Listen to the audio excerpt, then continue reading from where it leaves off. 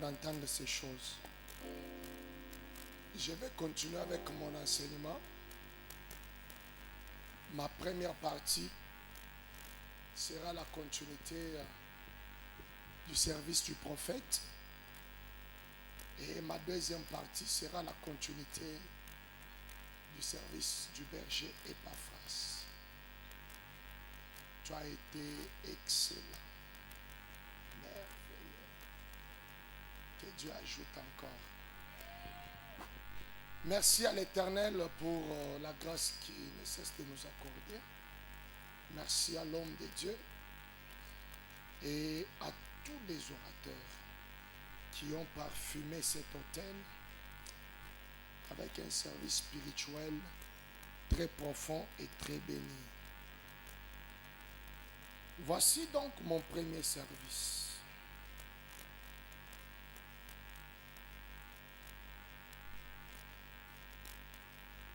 Nous lisons une chose, mais dans deux endroits différents. Matthieu chapitre 2.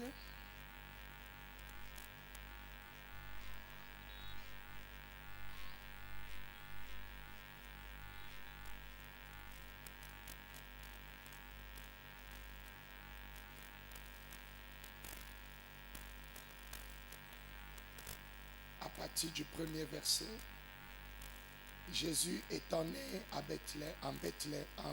Bethléem en Judée, au temps du roi Hérode.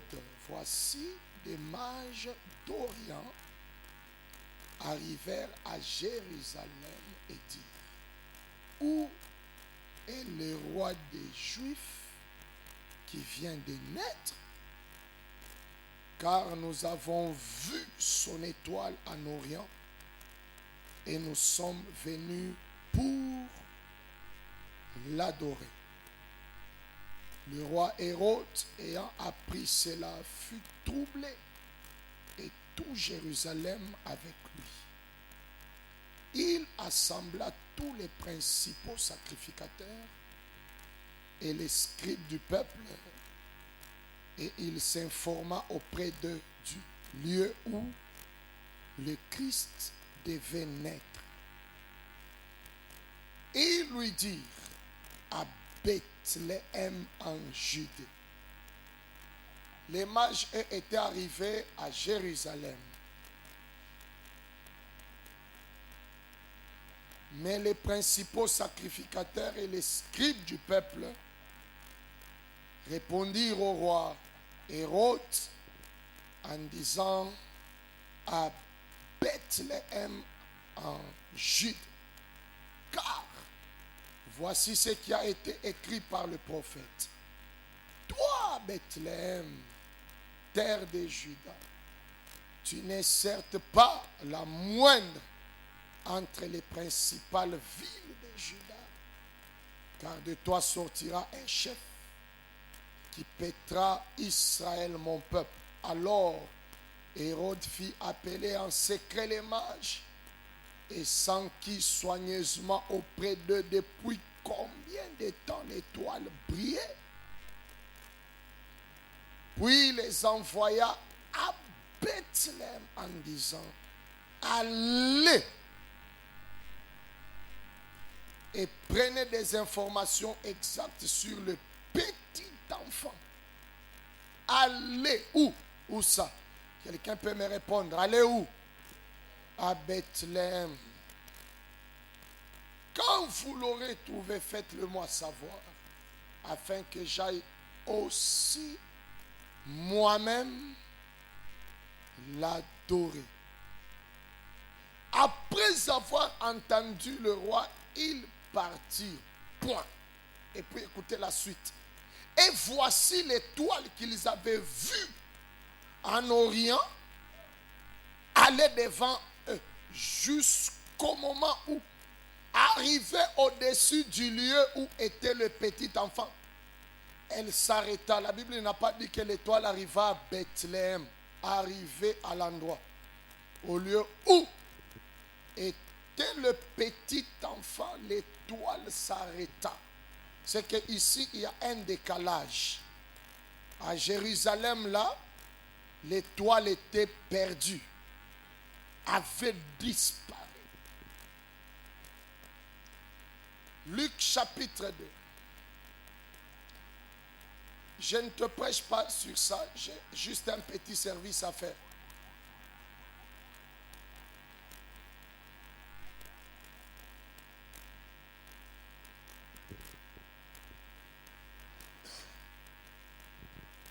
Alléluia.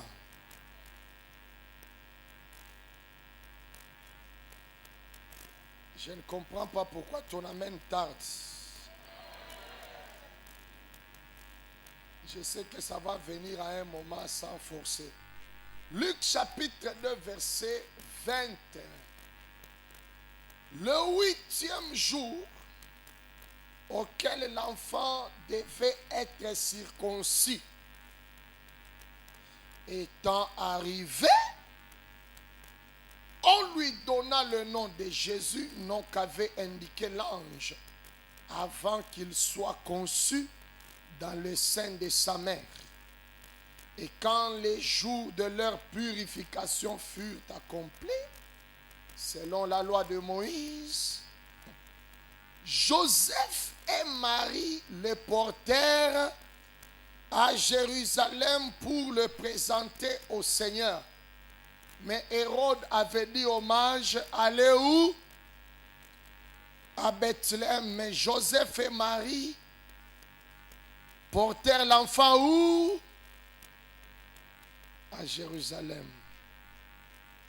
Pour le présenter au Seigneur, suivant ce qui est écrit dans la loi du Seigneur. Tout mâle premier-né sera consacré au Seigneur. Et pour offrir en sacrifice 2 tourterelles ou 2 jeunes pigeons, comme cela est prescrit dans la loi du Seigneur. Or, il y avait à Jérusalem un homme appelé Simeon. Il y avait où? À Jérusalem. Cet homme était juste et pieux. Il attendait la consolation d'Israël, mais l'Esprit était sur lui. Il avait été divinement averti par le Saint-Esprit qu'il ne mourrait point avant d'avoir vu le Christ du Seigneur. Il vint au temple poussé par l'Esprit. Et comme les parents apportaient le petit enfant Jésus pour accomplir à son égard ce qu'ordonnait la loi, il le reçut dans ses bras, bénit Dieu et dit, maintenant Seigneur, laisse ton serviteur s'en aller en paix selon ta parole, car mes yeux ont vu ton salut, salut que tu as préparé devant tous les peuples, lumière pour éclairer les nations et la gloire d'Israël, ton peuple. Son père et sa mère étaient dans l'admiration des choses qu'on disait de lui.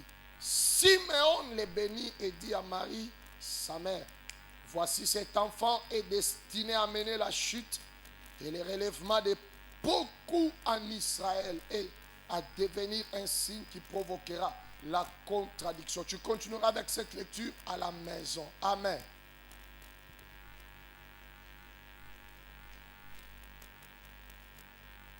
L'homme de Dieu nous parlait des limites. Les mages qui poursuivaient l'étoile de Christ depuis l'Orient, dans les pays des Arabes, ces hommes scientifiques, les mages, les astrologues, étaient en train de suivre l'étoile du roi des Juifs qui venait de naître.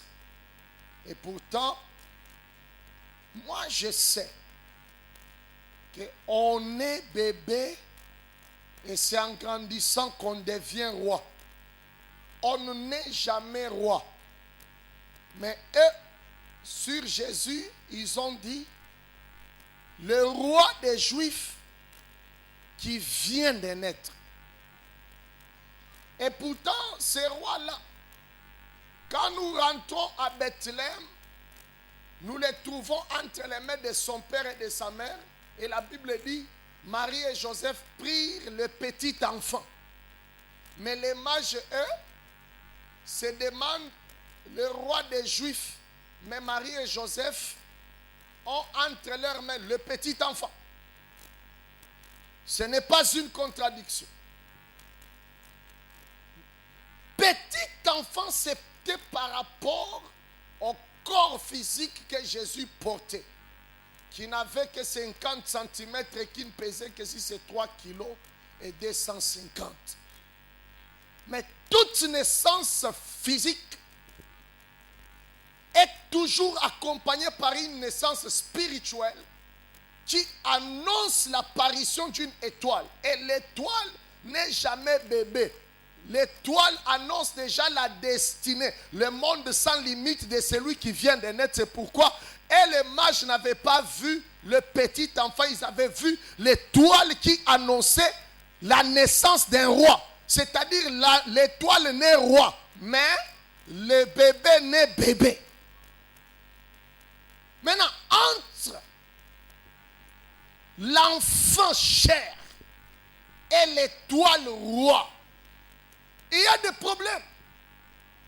L'étoile qui voyageait normalement depuis le pays des Arabes, arrivait à Jérusalem, l'étoile disparut.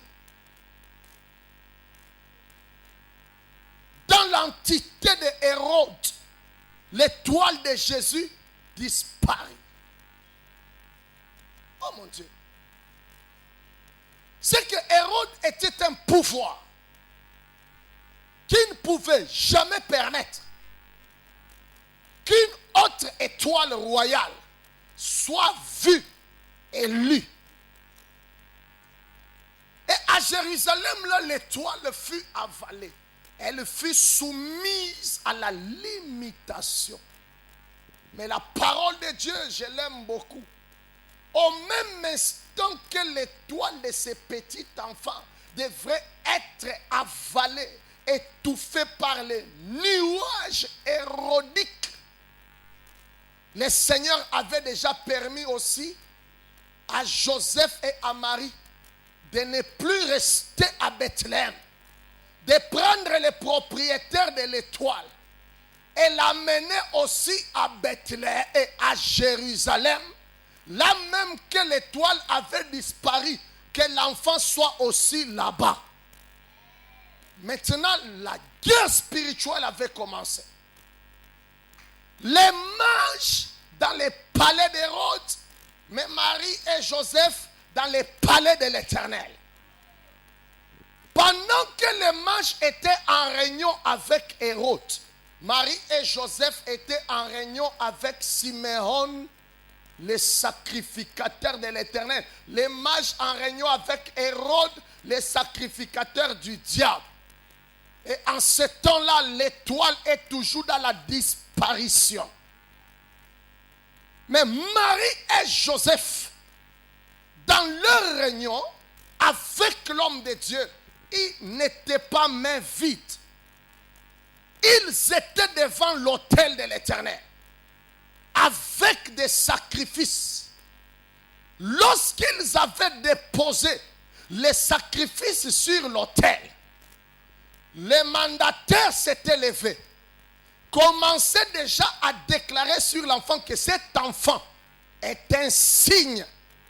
Et pourtant, en son nom de signe, il répond aux déclarations de Genèse, chapitre 1, à partir du verset 4. Là où l'Éternel sépara la lumière d'avec les ténèbres. Il appela la lumière jour et les ténèbres nuit. Si nous avançons maintenant à verset 14, la parole de Dieu dit, l'Éternel plaça des grands luminaires.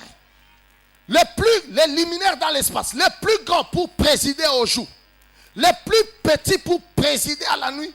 Il créa aussi des étoiles. Et ces étoiles-là, la Bible dit quoi? La Bible dit quoi? On remet d'abord là-bas. Ça servira de signe. les étoiles pour servir des signes.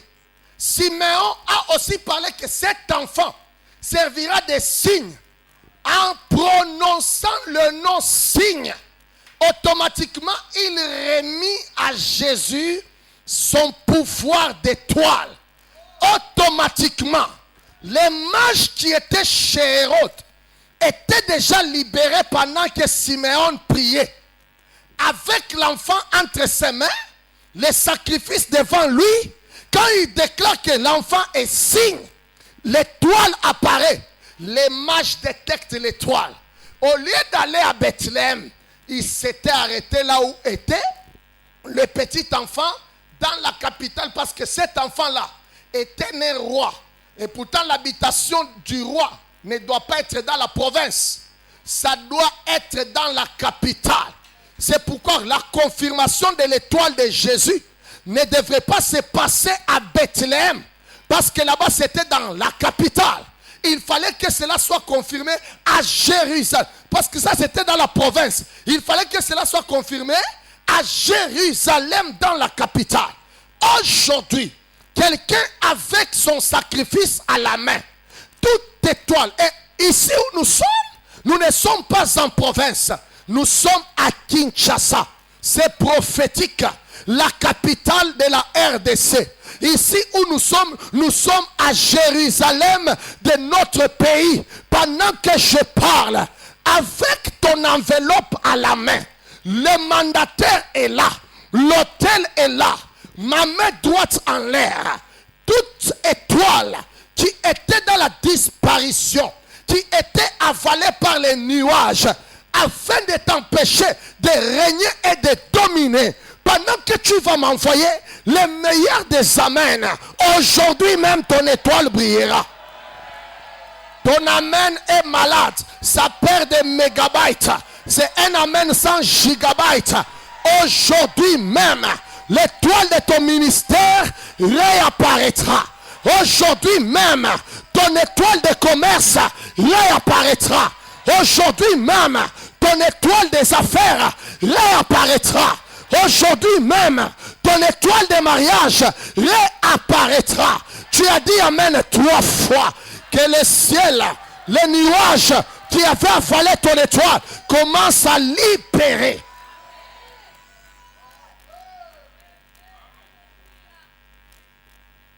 Marie et Joseph étaient pauvres. Leur pauvreté avait été confirmée par le type et la qualité de leur offrande. Ils apportèrent 2 pigeons. Et pourtant, Lévitique chapitre 12, verset 8, l'offrande des pigeons ou des tourterelles était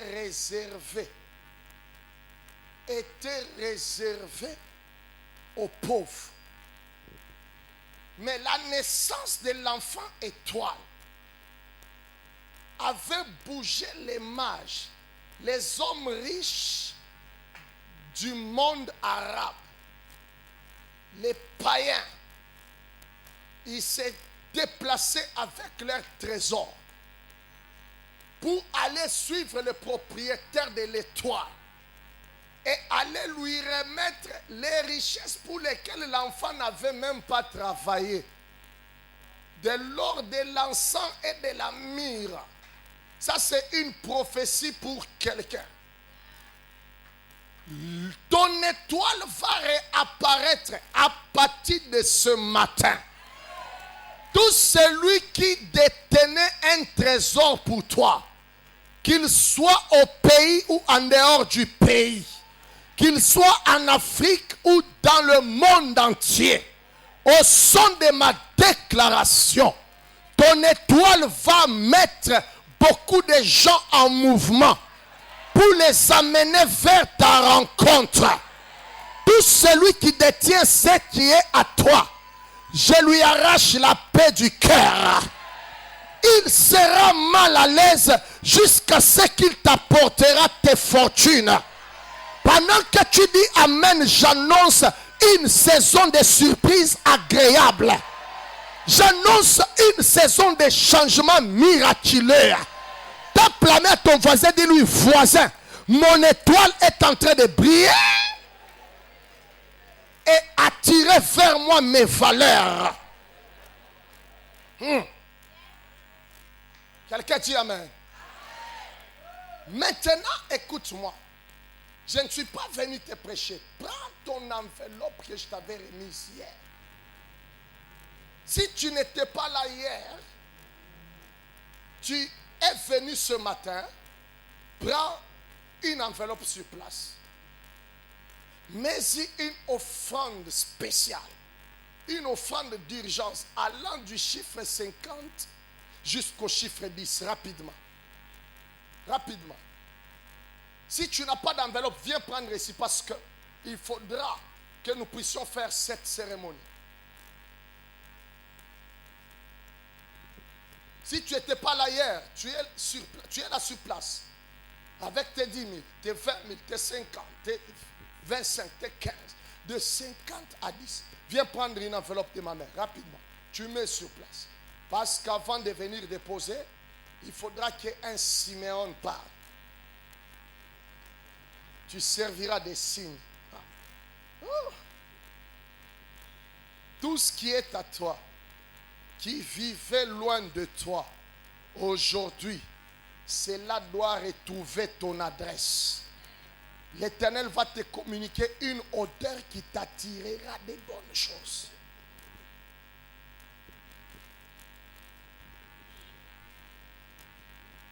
Ne manque pas à ce service.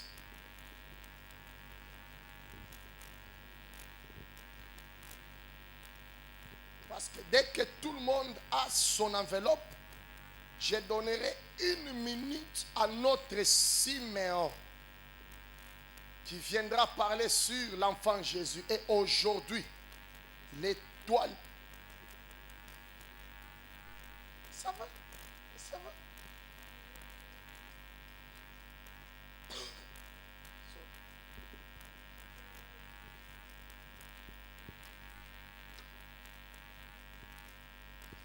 Mets-y vite ton sacrifice. Dès que tu as fini, tu te tiens debout avec.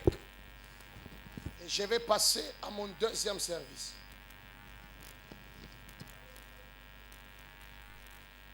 Tiens-toi debout avec ton enveloppe. Notre Siméon va passer. Il va d'abord déclarer sur ton étoile. Oh mon Dieu. L'homme de Dieu avance. Toi aussi qui es venu sans rien, connecte-toi. Quand Jésus va chez Jaïrus, toi la femme à la perte de sang, saisis. Lève ton sacrifice dans le nom de Jésus, au nom du mandat que Dieu m'a donné. Ton étoile ne sera jamais étouffée. Cette année, ton étoile va briller au nom de Jésus. Ton étoile va briller dans le nom de Jésus-Christ. Que tout voleur d'étoiles, Mekatu suparadaka, Zabarukato siata, Natuke plaridoska. Aujourd'hui, tu es restitué dans tes droits dans le nom de Jésus-Christ. Tu vas briller dans les affaires. Tu vas briller dans les ministères. Tu vas briller dans la politique. Tu vas briller dans ton métier. In the name of Jesus. In the name of Jesus. Praise God.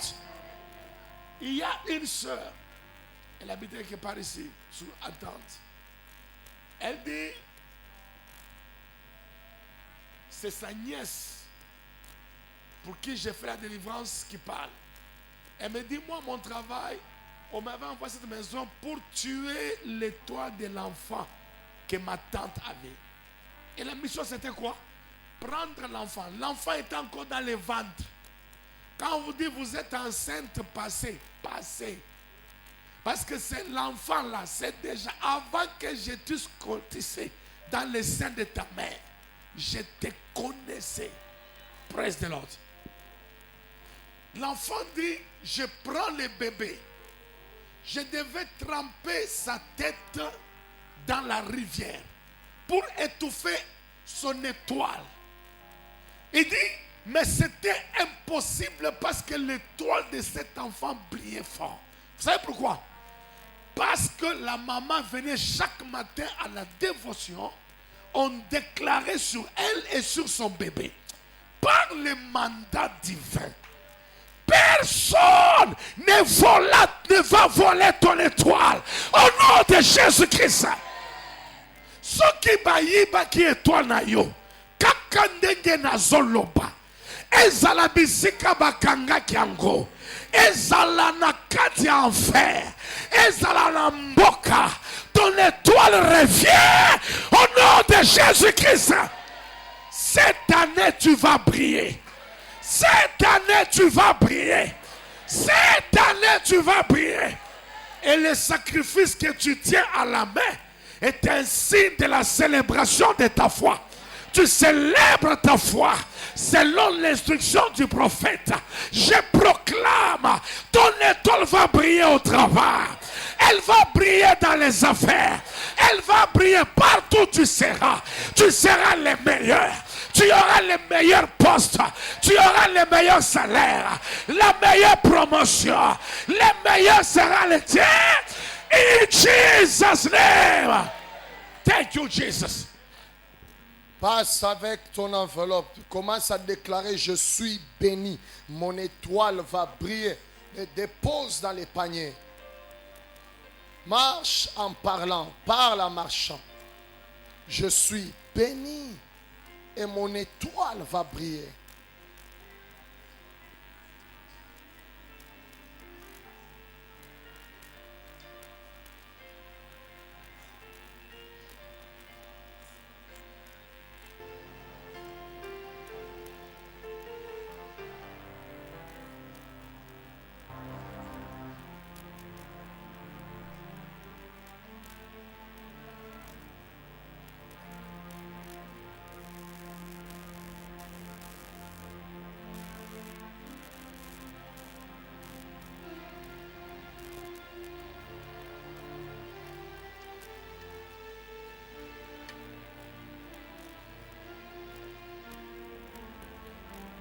Je désire seulement t'offrir une autre opportunité avant que je ne passe à mon deuxième service.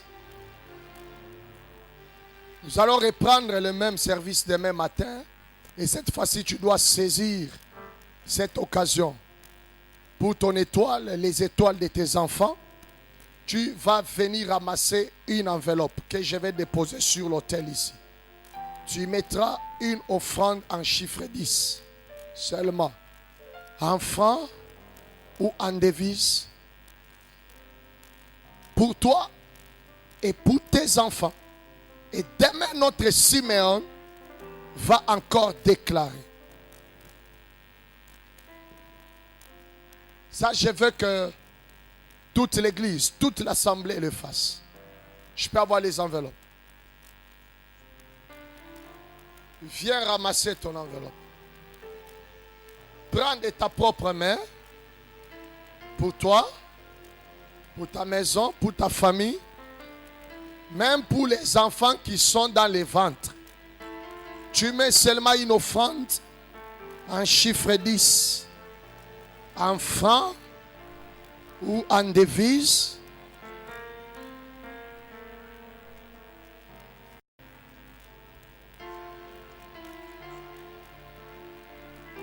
Ça, tu vas porter demain matin.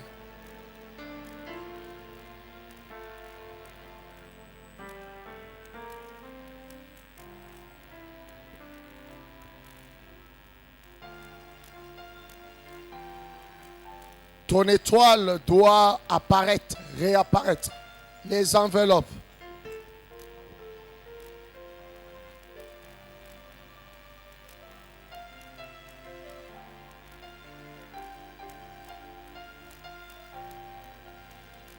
J'ai besoin des enveloppes.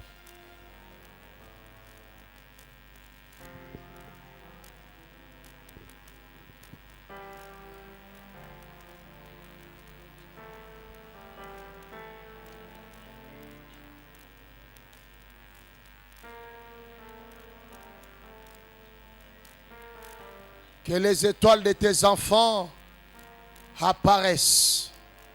Tu dois voir des enfants valeurs et non des enfants des valeurs.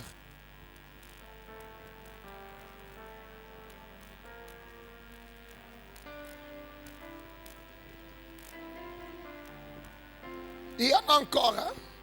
Même pendant que je vais commencer à parler, tu peux passer, tu prends ton enveloppe pour ton étoile, l'étoile de ta femme, de tes enfants, que tu vas porter demain matin. Et notre Simeon, l'homme de Dieu, va encore déclarer dessus demain matin. Acclamons le Seigneur.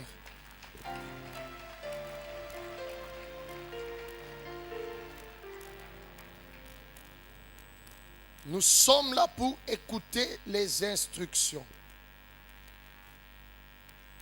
Genèse chapitre 15, verset 13. Et puis nous allons encore lire Exode chapitre 3, versets 7 à 10 et les versets 17 aussi. Et l'Éternel dit à Abraham, sache que tes descendants seront étrangers dans un pays qui ne sera point à eux. Ils y seront asservis et on les opprimera pendant 400 ans. Mais je jugerai la nation à laquelle ils seront asservis et ils sortiront ensuite avec de grandes richesses. Et ils sortiront ensuite avec de grandes richesses.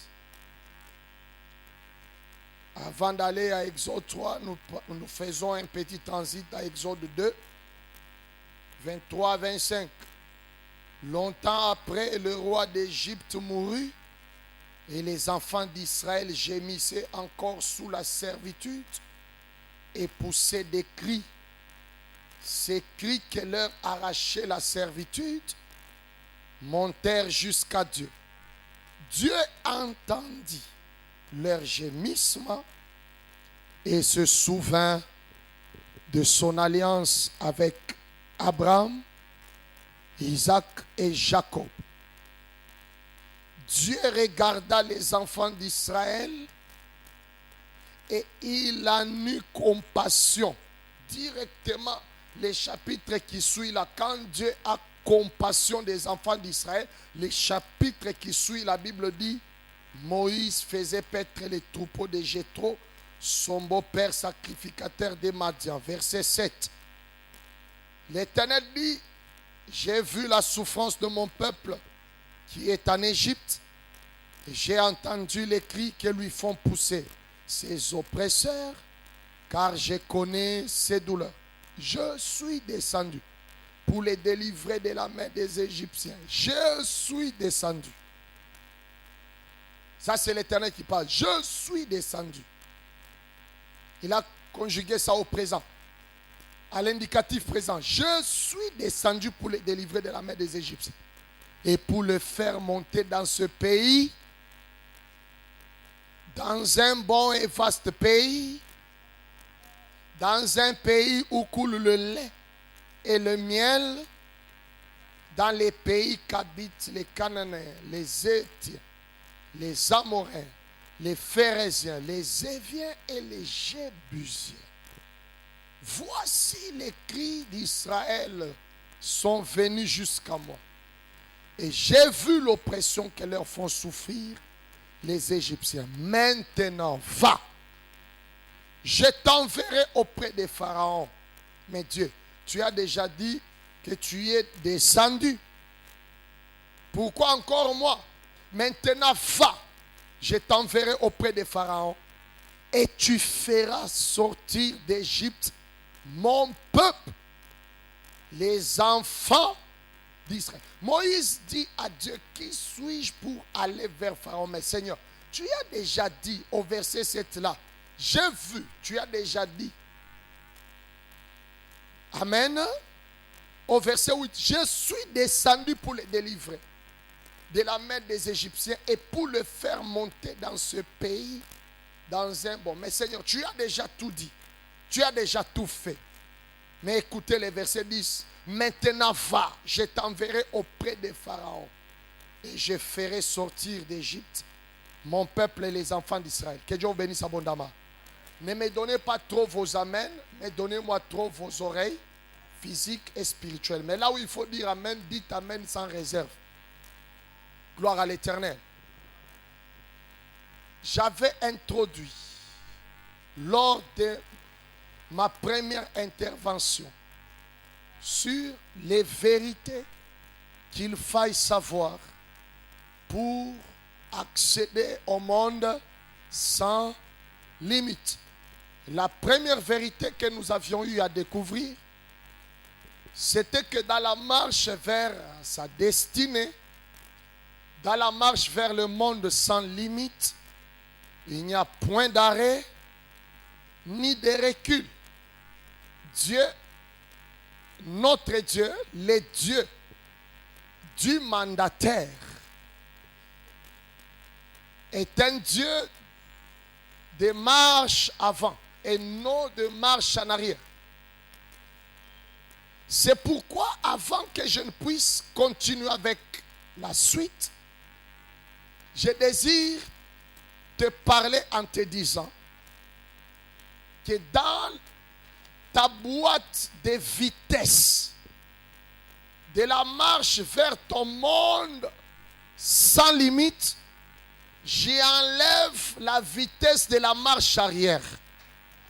Tu ne dois plus jamais et jamais connaître des reculs ni de marche en arrière.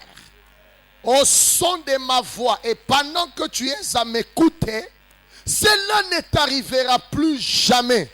Au nom de Jésus-Christ, même toi qui me suis en direct, j'enlève la vitesse arrière dans ta boîte de marche vers le monde sans limite. Au nom de Jésus-Christ, si tu as dit amen 3 fois, que tu connais seulement de l'avancement. La deuxième vérité que tu dois retenir et connaître, que tu dois comprendre et mettre en pratique, il n'y aura jamais d'accès. Il n'y aura jamais de progression. Dans la marche vers le monde sans limite, il n'y aura jamais d'accès au monde sans limite si tu n'as pas rencontré ton Moïse. Il n'y aura jamais d'Égypte sans Moïse. Il n'y aura jamais de Canaan sans Moïse. Le point de départ de l'Égypte à la terre promise cache un grand mystère. Le mystère, c'est quoi? Celui qui a programmé la marche, la sortie des enfants d'Israël de leur pays de souffrance dans un bon et vaste pays, c'est Dieu. Mais celui qui connaît les adresses, celui à qui Dieu remet le schéma de la marche du peuple, ce n'est plus l'affaire de Dieu, c'est l'affaire d'un homme. Ici, je refuse d'utiliser prophétiquement. Moïse, c'est Jésus. Non, moi je suis dans évangéliquement. Gloire à l'Éternel. Oui, nous savons que le seul mandataire qui a la mission de prendre l'Église de la terre jusqu'au Père, Jean chapitre 14, 2 et 3e verset, Jésus nous rassure que c'est lui qui viendra nous prendre et nous amener dans la maison de son Père. Car dans la maison de son Père, il y a plusieurs demeures. Afin que là où je suis, que vous y serez aussi. Donc je reviendrai vous prendre. C'est-à-dire notre marche de l'Égypte vers notre terre promise, c'est Jésus qui est le parfait Moïse. Mais ici, nous sommes dans les affaires de l'église commission. Une assemblée locale que Dieu a soumise sous le pouvoir et l'autorité d'un homme. Mais cet homme-là, Dieu refuse qu'il soit un homme ordinaire. Tu vas comprendre ces mystères. C'est là que c'est impossible. Ça sera impossible pour Israël d'accéder au plan de Dieu si Israël ne sait pas comment on se conduit derrière son Moïse. Dieu, dans sa manière d'agir, il sélectionne toujours un homme pour agir en tant que Dieu. Pour agir en tant que Dieu, Dieu a besoin d'un homme.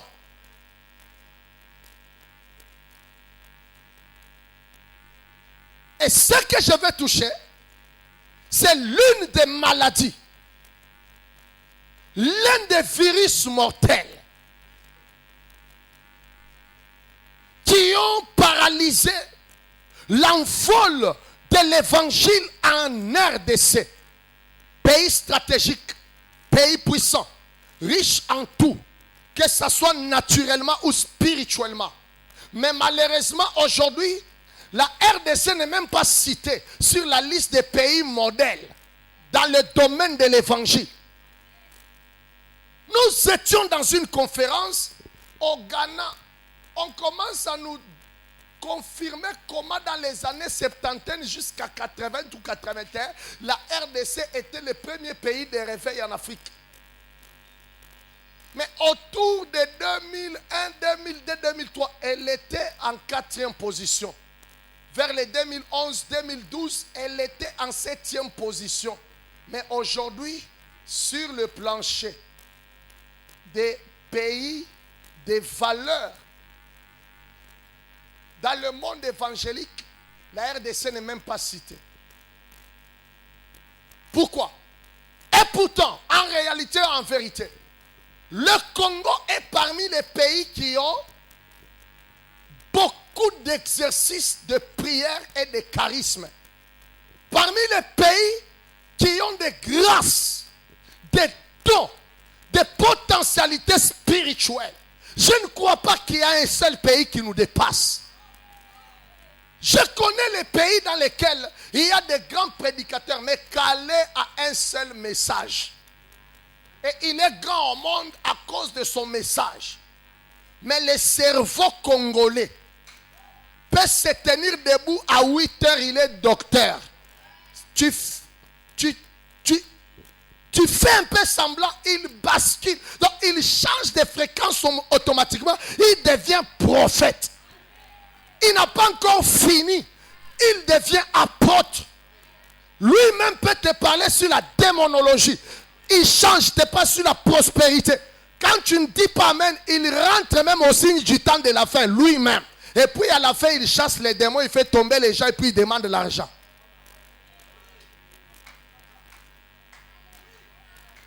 Tape la main à ton voisin, dis-lui, voisin. Notre pays doit retrouver ses valeurs, doit accéder au monde sans limite. On nous craint partout. Je travaille avec un orateur, un homme, un grand homme du Cameroun.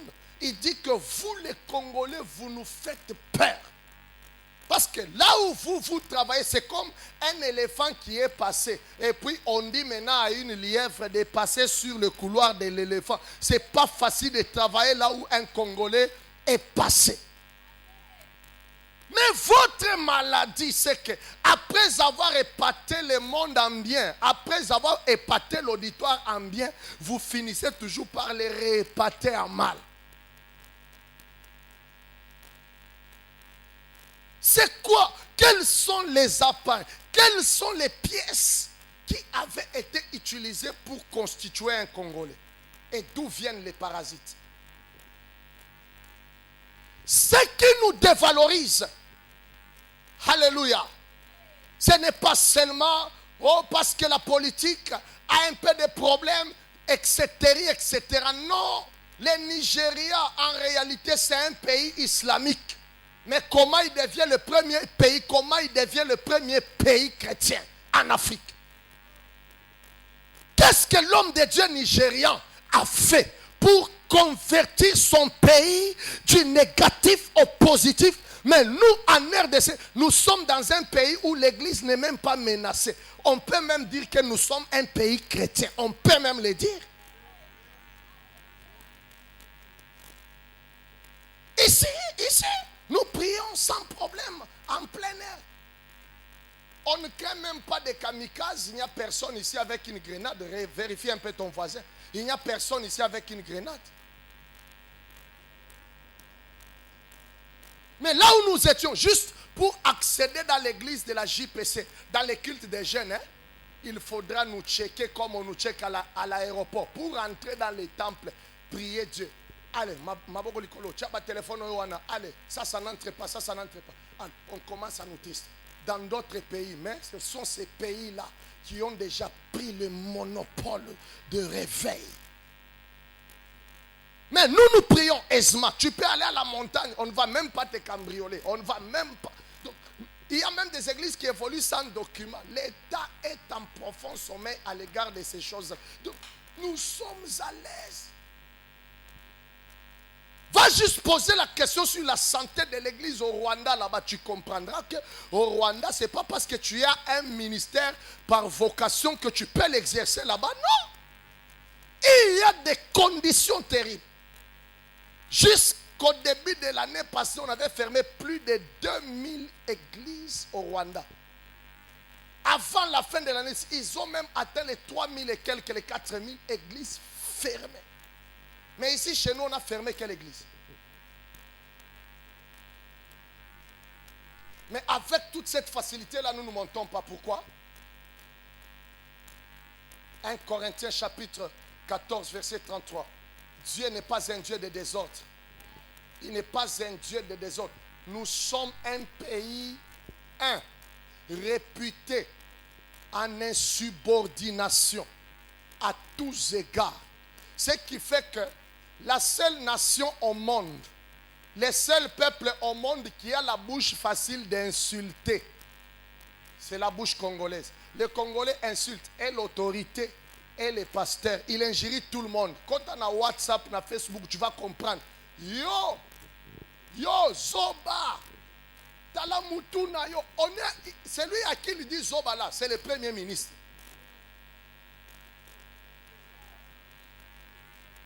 C'est lui à qui il dit Ozali Boma. Est-ce que hamburger ya boy na Congo ezali? Musunya boy na hamburger. Yo président, Ozali Boma. Oh, bozonga, tokozonga te. C'est lui à qui dit Ozali Boma. C'est le roi de la nation. Et pourtant, même dans des petits détails, il est strictement interdit de maudire le roi. Même dans les rêves, même dans les songes. Ecclésiaste chapitre 10, verset 9. Il est strictement interdit de maudire le roi. Mais le Congolais a la bouche facile d'injurier tout le monde. Il commence d'abord par s'injurier lui-même. Comment ça va? T'es kakabo soto. Ah, toi-même là, comment ça va? Oh, kakabo soto nanzala. Toi-même, tu t'injuries d'abord. Maintenant, tu vas respecter qui?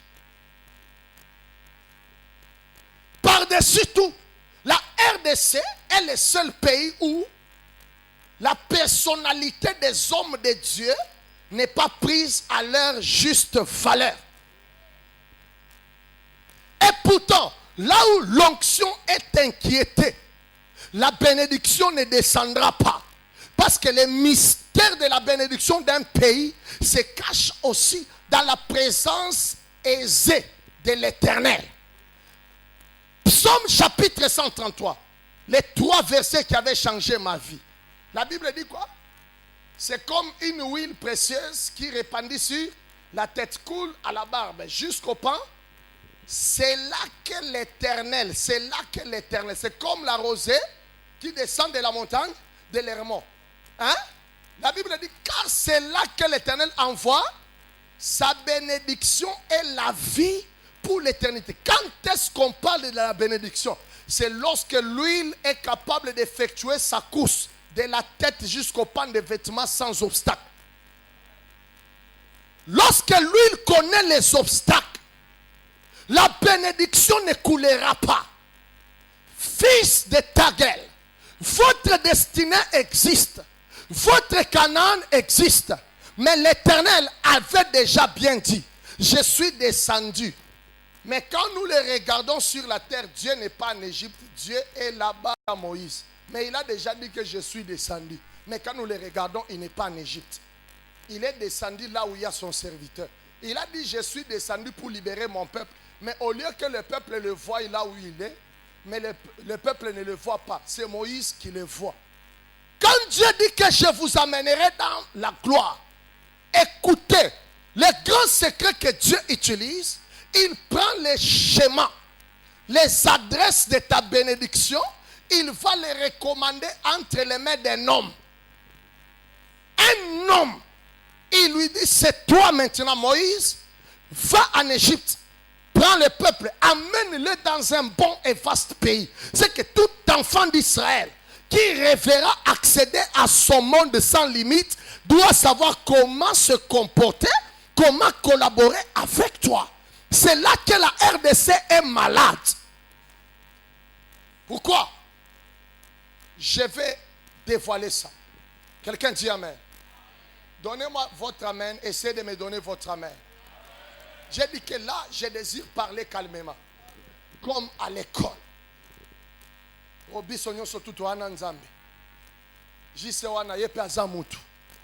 Je vais te démontrer ce matin que tout Moïse que Dieu choisit, dès lors que Dieu le pointe, il cesse d'être un homme.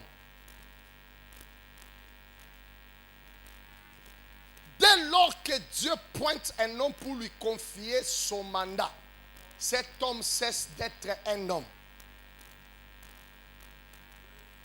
Écoutez un peu les valeurs. Oh mon Dieu, on peut commencer par où? Est-ce que vous êtes prêts qu'on commence à décoller petit à petit? Voilà. Écoutez un peu les expressions de Dieu. Exode chapitre 19, verset 4. L'Éternel dit, quoi? Balance ça parce que nous sommes à l'école. Là, nous devons commencer à lire ensemble et à évoluer. Ok, tout le monde à haute voix. 1, 2, 3.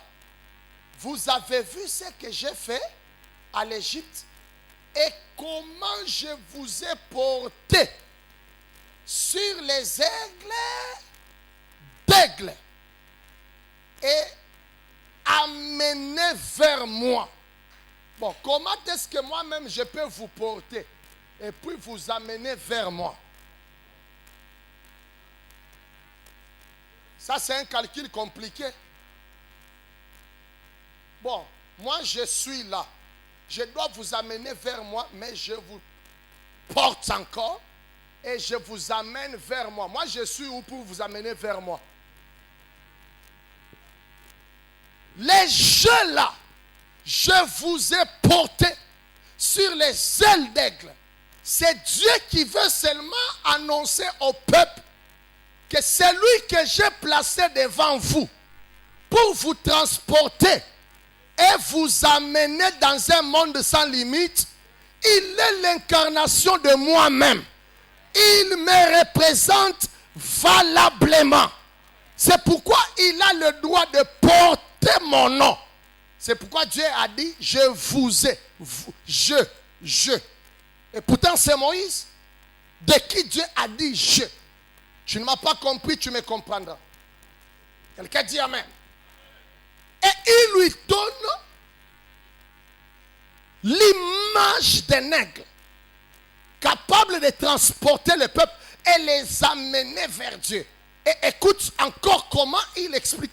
Parce que, après Exode 19, allons dans Exode chapitre 23, verset 20. Écoutez encore comment Dieu est en train de valoriser l'homme en qui il a placé ses schémas, il a caché les adresses pour la destinée du peuple. Et ici, petit à petit, tu comprendras pourquoi les Congolais prient beaucoup, mais sa vie n'avance pas. Il prie beaucoup, mais il continue à manquer à manger. Il prie beaucoup, mais il continue à vivre dans l'instabilité. Il prie beaucoup, mais il est toujours qualifié comme pays le plus riche dont la population est pauvre. La Bible dit, tout le monde avec moi, on lit à haute voix. 1, 2, 3. Voici. J'aimerais que nous lisions ensemble. 1, 2, 3. Voici. J'envoie un ange devant toi pour te protéger en chemin, virgule, et pour te faire arriver au lieu que j'ai. Je te pose la question. Qui a frayé ces chemins-là pour toi? Dieu. Qui a préparé un monde sans limite pour toi? Dieu. Mais qui doit t'y amener? Ce n'est plus Dieu. C'est Dieu qui a préparé un lieu pour toi. C'est Dieu qui a préparé un domaine de gloire pour toi. C'est Dieu qui a un plan merveilleux pour toi. Mais ce n'est pas Dieu qui te prendra la main pour t'amener dans ce qu'il a préparé pour toi. Par rapport à ce que Dieu a préparé pour toi, la formule de Dieu est là. J'envoie un ange devant toi pour te protéger en chemin. La première mission de cet ange-là, c'est de faire quoi? Te protéger en chemin. C'est pourquoi, entre parenthèses, toutes les brebis fidèles à l'homme de Dieu, pas par hypocrisie, pas par apparence, même dans leur combat, dans les combats des rêves et des songes, ils peuvent voir les démons les attaquer. Tout d'un coup, ils sont surpris. Leur papa apparaît dans les rêves, en kimono de judoka ou de karatéka, en tenue de jujitsu, il apparaît là-bas, il frappe les esprits, il frappe les démons, et puis il part. Et le matin, tu te lèves, tu dis, Adadi, namona kio nandoto, non savait seulement te signifier que tu es greffé à son mandat, tu as droit à son action spirituelle, puisqu'il fait l'office de Dieu, tu vivras la sagesse divine, tu vivras la sécurité divine, et les anges du ministère de cet homme sont en action dans ta vie. Quelqu'un dit amen, nous sommes en train d'avancer. Waouh! Continuons, on n'a pas encore fini. La Bible dit quoi? Verset 21. À haute voix, tout le monde. 1, 2, 3.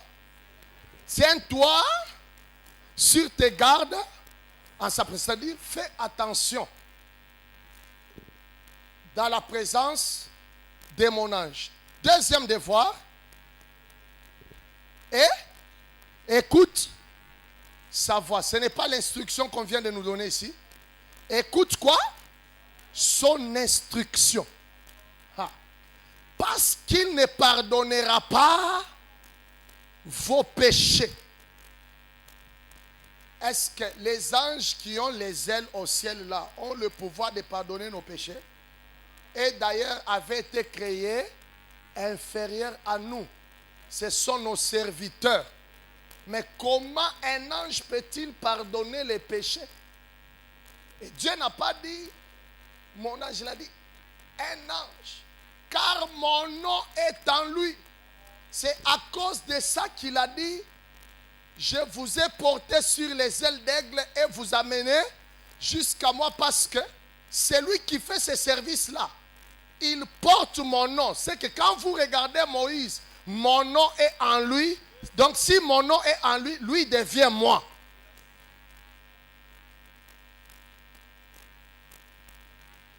Alléluia. L'Oba amen, il y a bien. L'Oba amen, il y a bien. Finissons avec les versets. On va comprendre. Verset 23. Ah, pardon. Ok. Rentre. Ok, tout le monde a autrefois. Mais si tu écoutes ces instructions et si tu fais tout ce que je te dirai, quel avantage? Je serai l'ennemi de tes ennemis et l'adversaire de tes adversaires. Waouh! Dieu donne à son serviteur la valeur d'un ange.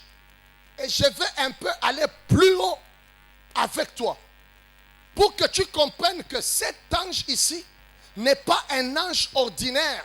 Ce n'est pas un ange avec les ailes. Il s'agissait bien de Moïse. Et quand un homme de Dieu a reçu le mandat de Dieu, il cesse d'opérer comme un homme ordinaire. Il commence à opérer comme un agent céleste.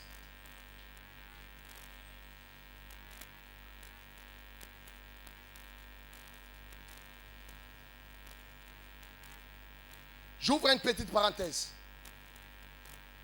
Tu sais ce que veut signifier la rébellion? La rébellion, c'est le refus de se soumettre à l'autorité. 2, la rébellion, c'est le rejet des instructions. Le refus d'être commandé. Le refus d'obtempérer à ce qui a été dit. Être rebelle n'est pas seulement synonyme de quitter l'église, d'aller commencer aussi à réunir les gens. Oh, ce frère-là s'était rebellé. Tu peux même être là. Mais si tout ce que l'homme de Dieu dit ne trouve pas de place dans ton cœur, tu es rebelle parce que tu t'opposes à l'autorité et tu ne te soumets pas à l'instruction. Et la rébellion n'a qu'une seule conséquence, c'est la punition de mort. Quelqu'un dit amen, je lui donne un verset et demi.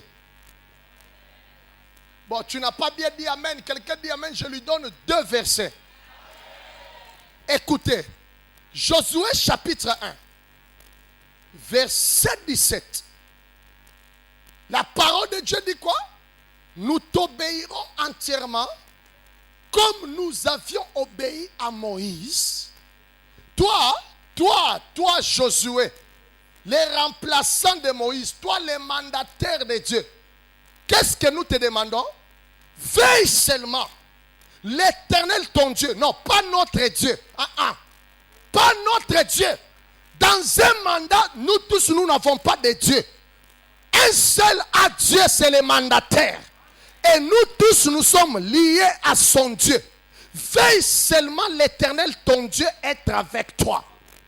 Et la Bible dit quoi? Comme il a été avec Moïse. Maintenant, écoutez le verset 18. Lisez à haute voix. Je vais écouter la voix de tout le monde. Tout homme qui sera rebelle à ton instruction et qui n'obéira pas à tout ce que tu commanderas sera puni de mort. C'est pourquoi il y a même des gens qui physiquement ne sont pas encore morts, mais leurs affaires mortes, leur mariage mort, leur business mort, leur ministère mort. Pourquoi? L'insubordination. Le fait de vouloir penser que dans les choses de Dieu, il y a l'indépendance, il y a l'itinérance. Non, oubliez ça. Dieu n'est pas un Dieu des indépendants en matière de sacerdoce. Dans les affaires de Dieu, personne ne doit être indépendante. Tout le monde doit être soumis à l'autorité. C'est pourquoi, même dans les sacerdoces là, Dieu parlait toujours. Lévitique chapitre 8, verset 1. L'Éternel parla à Moïse et dit, prends Aaron et ses fils. Verset 3, verset 4, il dit, tu les laveras, tu les oindras. Pourquoi? Parce que au-dessus de Moïse, il y a Dieu. Mais au-dessus d'Aaron, il doit y avoir Moïse. Au-dessus des fils d'Aaron, il doit y avoir Aaron. C'est comme ça. On apprendra certaines leçons sur le port des bonnets et des turbans dans les sacerdoces. Que Dieu nous bénisse. Que Dieu nous bénisse encore.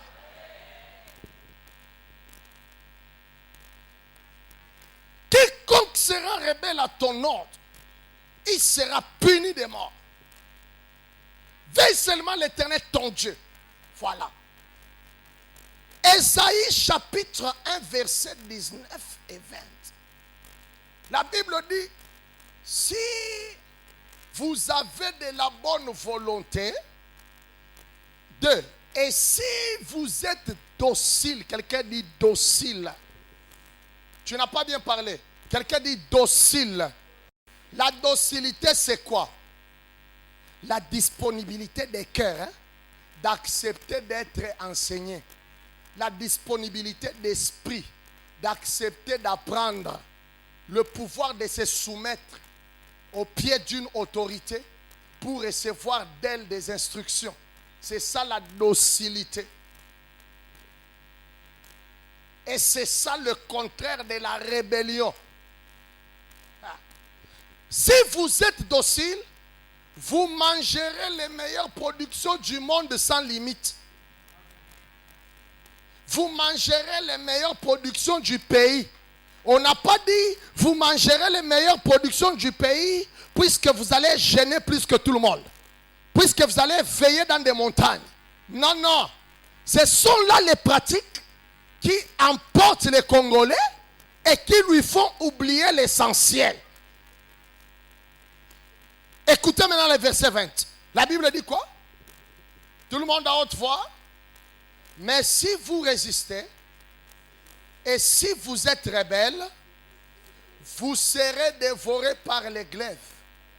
Car la bouche de l'Éternel a parlé. Quand est-ce que vous serez dévorés? Hein? Quand vous allez résister et quand vous serez rebelles. C'est là que vous vous posez des questions. J'ai pris comme si je ne prie pas. Ma vie n'avance pas. Ce n'est pas un problème de prier. C'est un problème de savoir sous quel mandat Dieu t'a-t-il établi. Es-tu derrière le leadership de quel homme? Waouh! Hébreux chapitre 13, verset 17. La Bible dit, obéissez à vos conducteurs. Et pourtant, conducteur signifie leader. Conducteur signifie képhale, qui veut dire le cerveau, l'organe de direction. La personne à qui Dieu a remis la boussole de votre pèlerinage jusque dans votre terre de promesses. Canaan, c'est votre pays de promesses. Mais pour y arriver, c'est Moïse qui en connaît le chemin. Si vous voulez résister à Moïse, vous risquerez de faire 40 ans de marche là où il fallait faire 3 jours. Alléluia. Ayez pour eux de la déférence, car ils veillent sur vos âmes, comme devant en rendre compte, qu'il en soit ainsi, afin qu'ils le fassent avec joie et non en gémissant, ce qui ne vous serait d'aucun avantage. Beaucoup de chrétiens ne vivent pas les avantages dans les choses de Dieu. Ce n'est pas à cause de Satan. Tu es encore dépendant de toi-même, mais tu es dans la commission ta gueule. C'est dangereux pour toi. Lorsque tu es encore capable de dire, ah, va voir l'homme de Dieu, va prier pour toi. Ah, ngamona ressemble là. Yé pe azamu tunga pe nazamu, tu es pas dans un problème na yé. OK, il n'y a pas de problème. Les degrés de prière sont différents. Et il y a des prières qui ont des limites. Tes prières à toi ont un certain niveau où elles ne peuvent jamais franchir. Il faut seulement qu'il y ait un homme qui peut débloquer, donner les codes mots, code PIN et code POUC pour t'amener maintenant de 3G à 4G. Quelqu'un dit amen, je lui parle. Nombre chapitre 6, versets 22 à 27 peut appuyer l'argument que je venais de donner. L'Éternel parla à Moïse et dit, parlez à Aaron et à ses fils et dit, vous bénirez ainsi les enfants d'Israël et vous leur direz, quoi? 1. Que l'Éternel te bénisse et qu'il te garde. 2. Que l'Éternel fasse luire sa face sur toi et qui t'accorde sa grâce. Toi, que l'Éternel tourne sa face vers toi et qu'il te donne la paix. Écoutez la suite. C'est ainsi qu'ils mettront mon nom sur les enfants d'Israël. Quand ils finiront, eux, les sacrificateurs, de mettre mon nom sur les enfants d'Israël, dès qu'eux auront fini, c'est alors que moi, l'Éternel, je les bénirai. C'est que Dieu attend que ses serviteurs finissent leur office pour que Dieu vienne mettre un sceau et une signature. Maintenant, si tu es un homme indépendant qui va déclarer sur toi, et l'Éternel viendra accomplir quoi?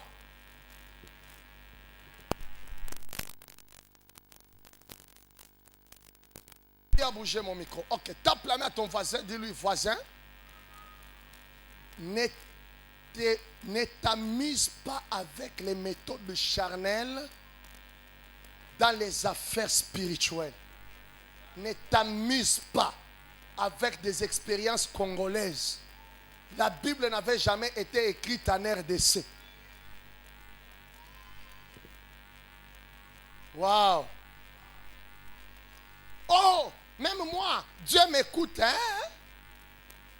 Nous tous, nous avons été appelés par Dieu, hein? Va demander à Moïse et à Myriam, ils te diront. Nombre chapitre 12, au verset 6. Aaron avait déjà l'huile d'onction sur sa tête.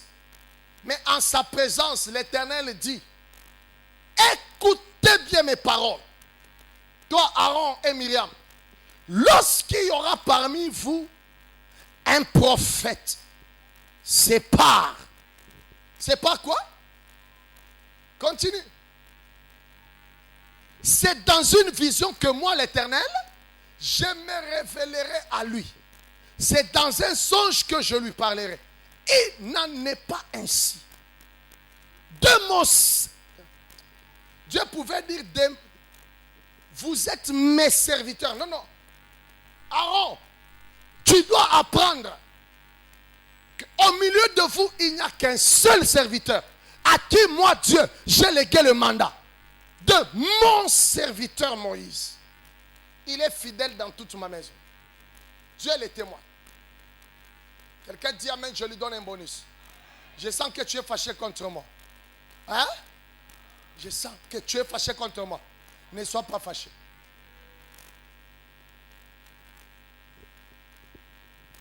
Ton véritable envol, jusque-là, n'est pas question de ta multiplicité de prières. Non, non.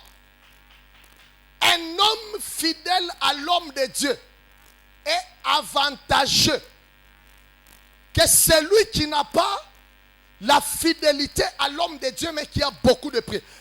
Même celui qui ne prie pas, mais qui est seulement soumis à l'autorité, peut avancer plus que celui qui prie sans soumission. Je te dis. Je te dis. Ah. Écoutez un verset. Un ou deux. Un ou deux.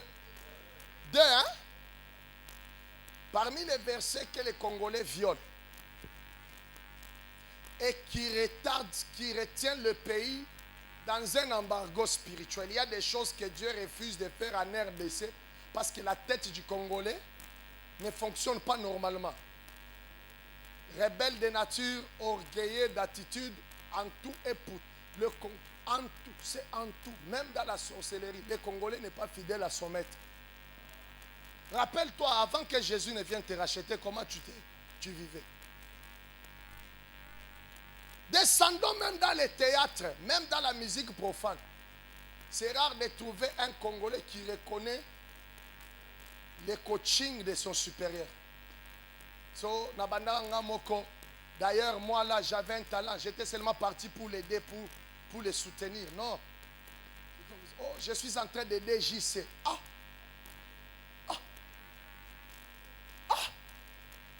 Tu es son fils, non, c'est mon collaborateur. Je suis quand même là-bas en train de l'aider. Oh!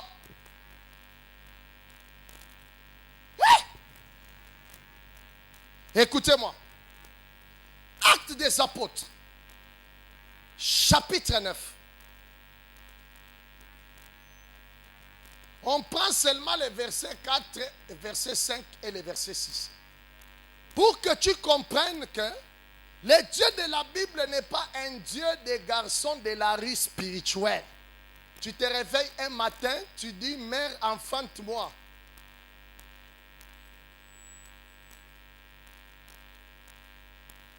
Maman ne veut pas t'enfanter, tu sors de toi-même. Tu te coupes le cordon toi-même. Elle tarde de te laver, tu te laves toi-même. Elle tarde de te donner le nom, toi-même tu te lèves, tu dis, je m'appelle. Ah non, c'est toi qui parles de Kirikou. Hein? Moi, je suis en train de... Toi-même, tu te lèves, tu dis, je m'appelle docteur, prophète, évangélique, charismatique. Qui t'a donné ce nom-là? Oh, Dieu nous a appelés, nous tous. Et pourtant, ce sont des infractions évangélico-charismatiques qui créent le court-circuit, qui font à ce que le Saint-Esprit est énervé, l'onction ne descend plus. Tape la main à ton voisin, dis-lui, voisin, sache que Dieu ne fera pas tout dans ta vie. Te délivrer de l'Égypte, c'est son devoir. Mais t'amener dans la terre promise, c'est Moïse. Ah. Amen. Maintenant, écoutez, les Congolais, lisons à haute voix.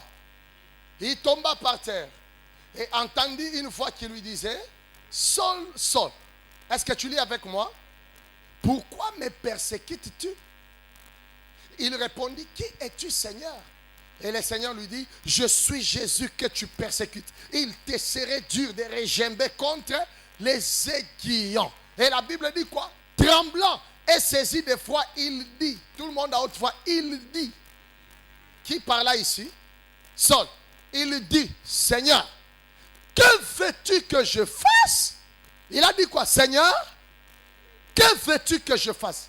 Saul avait posé la question à qui? À Jésus. Il attendait sa réponse de qui? De Jésus. Mais écoutez, l'honnêteté de Jésus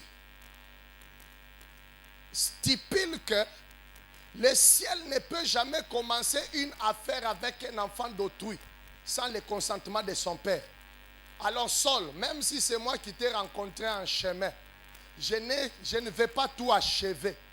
Je ne commence jamais une affaire avec quelqu'un sans associer son père. Jésus lui répondit. Le Seigneur lui dit quoi? Lève-toi, entre dans la ville et on te dira ce que tu devras faire. Jésus a refusé de dire à Saul ce qu'il devrait faire. Jésus lui-même là, qui était parti, il était allé à partir du mont des Oliviers. Et il avait dit, quand je m'en serai allé, je reviendrai vous prendre. Mais nous voyons Jésus qui revient, pas pour nous prendre. Jésus revient sur la terre pour un seul monsieur. Mais il refuse de tout finir avec ces messieurs parce qu'il ne peut pas brûler ses principes. Il le trouve. Mais il lui dit, reste ici. Petit, je ne vais rien te dire. Ah, pardon, lève-toi. Va dans la ville. Et on te dira. Qui est ce on-là? Jésus est allé chercher un certain Ananias. C'est Ananias qui était venu avec la mission d'exercer un ministère sur Saul afin que Saul accède à un nouvel envol. Tu as dit, Jésus m'a appelé, on ne refuse pas. Mais qui est ton Ananias? Qui est ton Ananias? C'est Dieu qui t'appelle. Oui, mais Dieu veut te voir sous l'autorité d'un Moïse qui pourra te montrer les chemins à suivre, qui pourra t'amener jusque dans ta destinée. Le problème, c'est la manière dont tu vis au pied de ton leader qui déterminera la vitesse que tu auras à accéder à ton monde sans limite. Israël quittait l'Égypte pour entrer à Canaan. Ça ne demandait que 72 heures.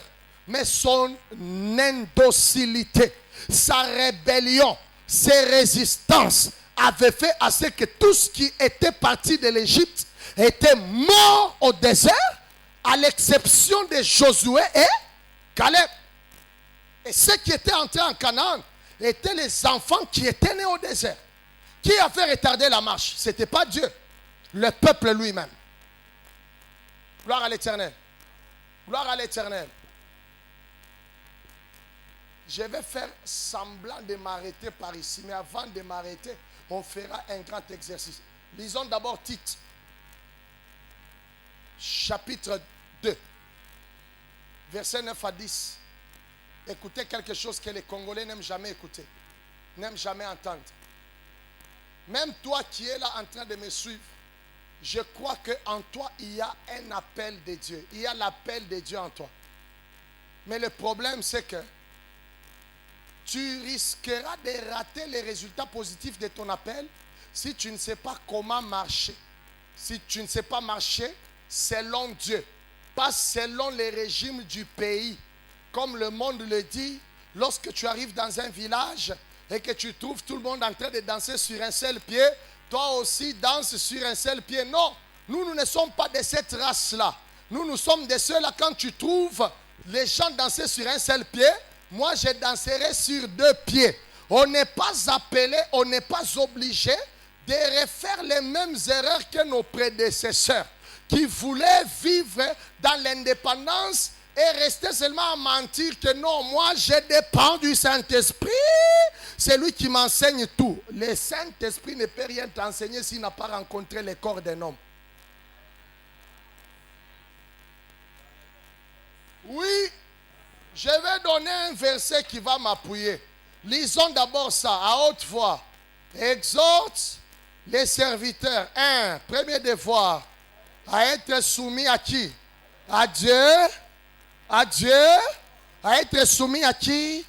À leur maître. Deuxième devoir, à leur plaire en toutes choses. Je ne vais plus continuer avec le reste. À faire quoi? À leur plaire en toutes choses. Ko plaire na lingala elingi olobani. Ah, biso to sepelisa mutu te, biso to sepelisa bobele senzambe. Oh, ici la Bible dit quoi? Les serviteurs doivent plaire à qui? À leur maître en quoi? En toutes choses, c'est-à-dire, vous êtes ici, pasteur assistant, coordonnateur, serviteur, fidèle, avant de plaire à l'Éternel. Vous avez le devoir de plaire à celui que l'Éternel a établi. Parce que c'est lorsque lui sera dans la joie qu'il rendra à Dieu un service selon la volonté de Dieu, et Dieu va lui accorder son approbation. Mais les Congolais refusent ça. Et pourtant, c'est dans Tite. Tite, ce n'est pas dans l'Ancien Testament, c'est dans le Nouveau Testament. Je mets point virgule avant de dire à suivre.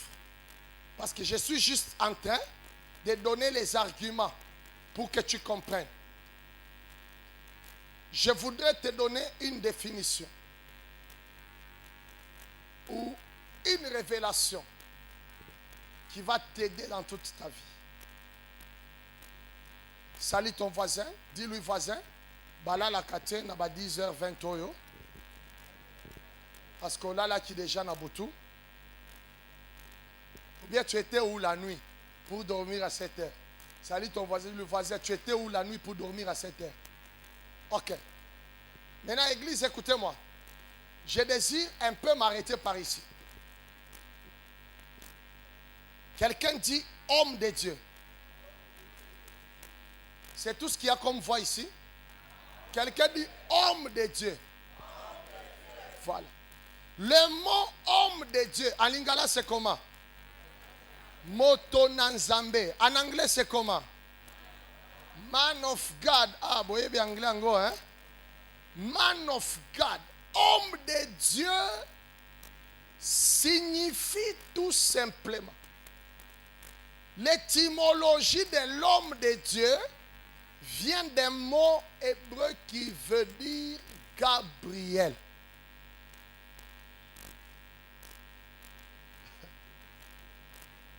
Amen. Gabriel signifie homme de Dieu. C'est que quand quelqu'un, on l'appelle homme de Dieu en tant que mandataire, il n'est pas un simple ange parce que il est un homme qui participe au conseil céleste. Et pourtant, tous les anges au ciel ne voient pas la face de Dieu. Mais les archanges, eux le peuvent. Lis un peu la Bible pour que tu me donnes raison. On veut un peu découvrir. Ça tu attendais, hein? Tu attendais que je donne la preuve, hein? Oui, c'est mon travail. Commençons par Daniel. Chapitre 9. Prenons le verset 21. Pour ne pas rentrer dans Daniel 8, 13 à 15. Ok. Tout le monde va lire à haute voix. 1, 2 et 3. Je n'ai pas entendu la voix de tout le monde. Est-ce qu'on peut lire? 1, 2, 3. Je parlais encore dans ma prière. Quand? Quand qui? Qui? L'homme qui? Pourquoi il n'a pas dit l'ange Gabriel? Il a dit quoi? Quand l'homme Gabriel que j'avais vu précédemment, dans une vision, là c'est dans Daniel 8, l'homme Gabriel s'approcha de moi d'un vol rapide. Et pourtant il a dit homme Gabriel, mais il parle de vol rapide. Ce n'est pas à vous étonner. Parce qu'en matière de ministre de la parole, Éphésiens chapitre 4, à partir du verset 9, 8, à partir du verset 8 pour arriver à 12, la Bible dit quoi? Étant monté en haut, il a fait des dons aux hommes. Et c'est comme ça qu'à partir du verset 11, on dit, il a donné les uns comme. Est-ce que quelqu'un comprend ça? Avant de donner, il est d'abord monté. Pour dire quoi? Les dons là, les hommes dons que je veux vous donner ne sont pas les produits de la terre.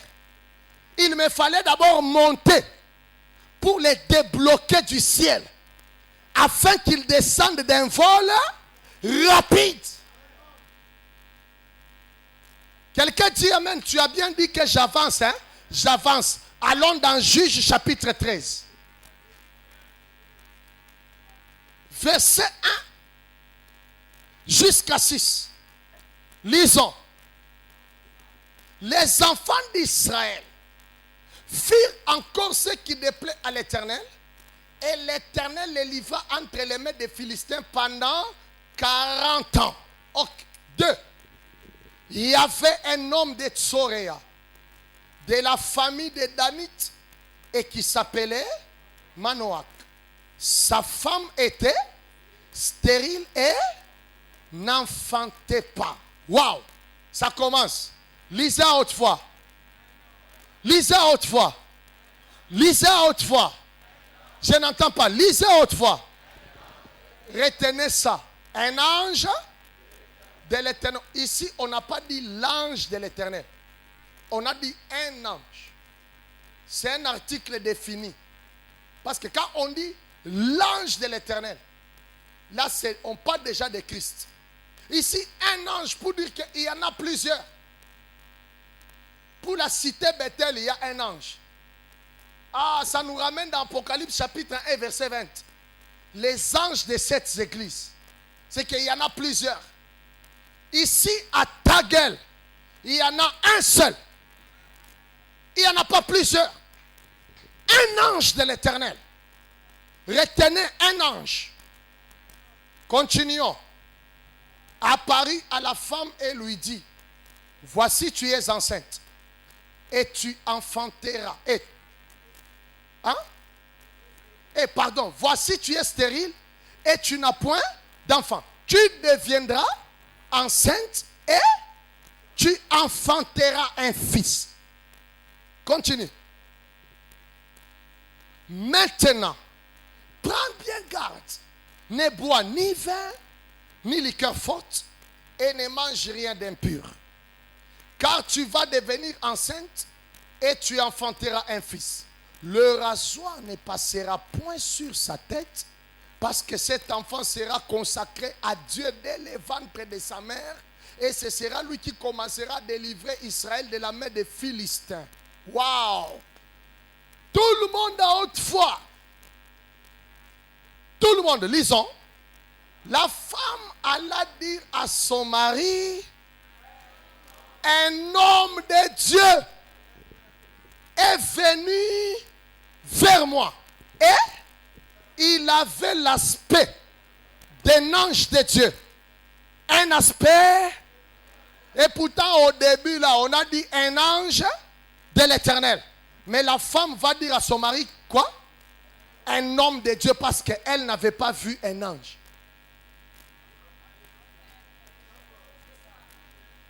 Oui, je prophétise. C'est pourquoi Marie aussi, quand il avait vu ce même homme le saluer ou la saluer disant bonjour Marie, si Marie avait vu un ange avec les ailes, elle n'allait pas lui poser la question que signifie donc cette salutation. Si elle avait posé la question de ce que signifiait cette salutation, c'est parce qu'elle voyait un homme normal, mais lui donnait une salutation extraordinaire.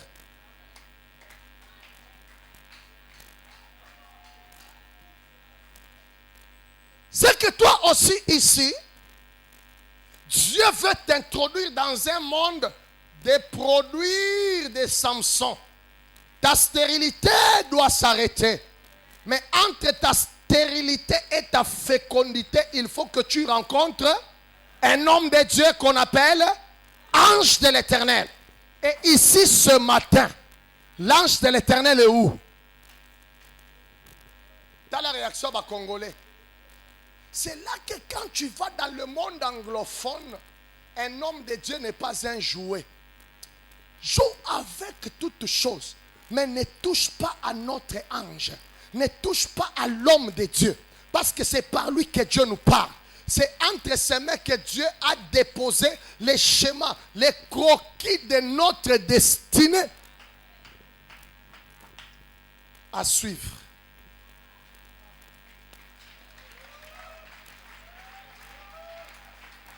Parce que si j'ouvre encore cette brèche que je vais ouvrir, on arrivera jusqu'à 14 heures. J'ai dit à suivre. Tiens-toi debout, acclame le Seigneur. Moi, je ne vais pas prier avec toi. Je remets ces 5 minutes au prophète Élie Grace qui va préparer les chemins pour l'ange de l'Éternel. Parce qu'il faudra que l'ange nous bénisse ce matin.